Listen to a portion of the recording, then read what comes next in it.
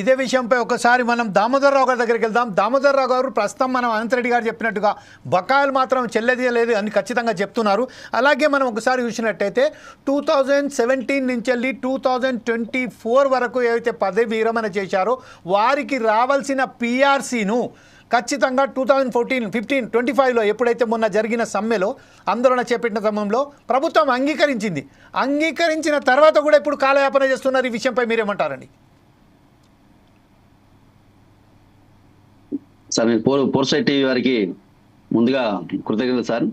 కార్మిక సమస్యలే ఏజెండాగా తీసుకొని చర్చిస్తున్నందుకు మీకు ధన్యవాదాలు చెప్తున్నాను సార్. ముఖ్యంగా సార్, ఇప్పుడు అక్కడ పెద్దసారిని కూర్చోబెట్టారు, మా లెక్కల సార్ను, అకౌంటెంట్ గారిని. వారు కొన్ని విషయాలు ఇప్పుడు స్పష్టంగా చేశారు. చెప్పిన తర్వాత ఏంటంటే, ఇలా సమస్య ఏంటంటే, ఇది ఒక వ్యాపార సంస్థ కాదు, ఒక రిలేషన్ సంస్థ కాదు. ప్రభుత్వం ఏదైనా బిజినెస్ చేయట్లేదు. లాభం నష్టం అని చెప్పడం అంటే అంతకంటే మోసం, దరిద్రం ఇంకోటి ఉండదు. ప్రజల కోసం సేవ చేయడం కోసం ఏర్పడిన సంస్థల్లో ఆర్టీసీ ఒకటి. ఈ లాభ నష్టాలు లేకుండా దీన్ని నడుపుకోవాలి ప్రజల కోసం. ఆ విధంగా ఉంటేనే ప్రజల సంక్షేమం, గవర్నమెంట్కి ఒక మంచి పేరు వస్తుంది.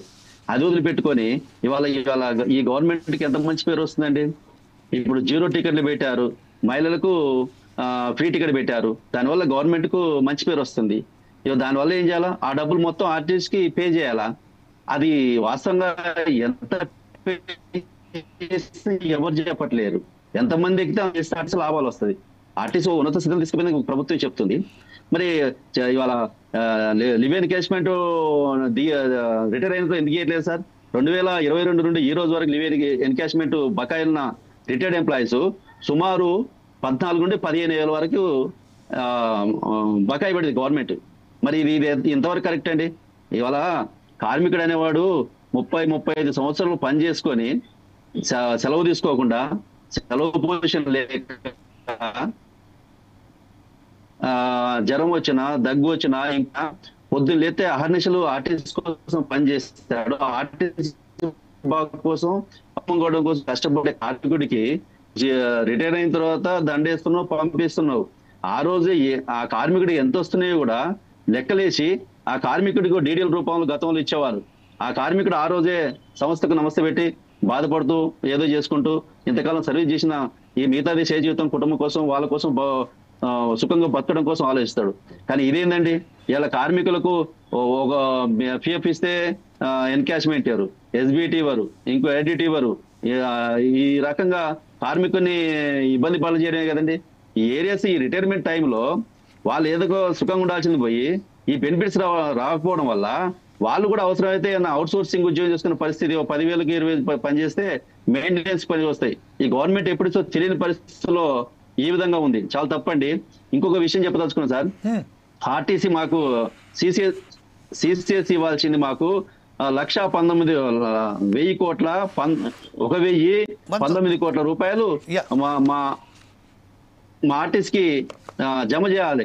ఇంకొక సమస్య ఏంటంటే, మాకు ఇది ఒక పాముల పుట్టో తేనె తుట్ట లాగా ఉంటుందండి. ఆర్టీసీ ఎంత చెప్పినా ఈ రామాయణం సరిపోదు. ఎవరికి అర్థం కాదు. ఎవరు అర్థమైతే చెప్పలేరు.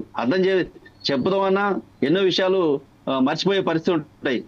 ఎంత దారుణమైన పరిస్థితి అంటే, అసలు ఈ మేము కేసీఆర్ ప్రభుత్వంలో మేము సమ్మె చేసినప్పుడు అప్పుడు కూడా ఇవన్నీ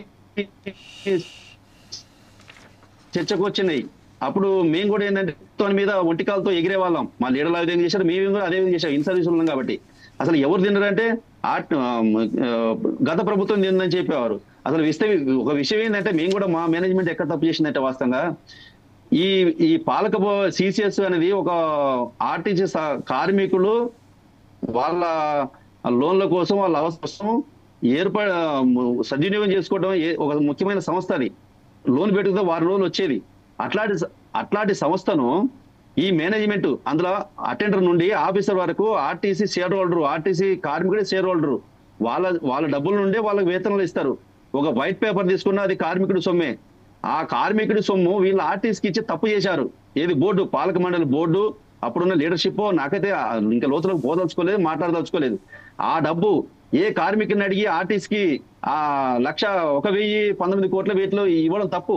దానివల్ల ఏంటంటే, ఆ డబ్బులు ఆర్టీసీకి జమ కావడం వల్ల ఇవాళ ఒక కార్మికుడు రిటైర్ అయిన కార్మికుడికి బెనిఫిట్స్ రావట్లేవు. Yes. దాచుకున్న డబ్బులు అందులో కొన్ని మన సంస్థ కానీ కొన్ని దాచుకున్నారు, ఆ డబ్బులు రావట్లేవు. దీనికి కారకులు ఎవరండి? ఈ ప్రభుత్వం.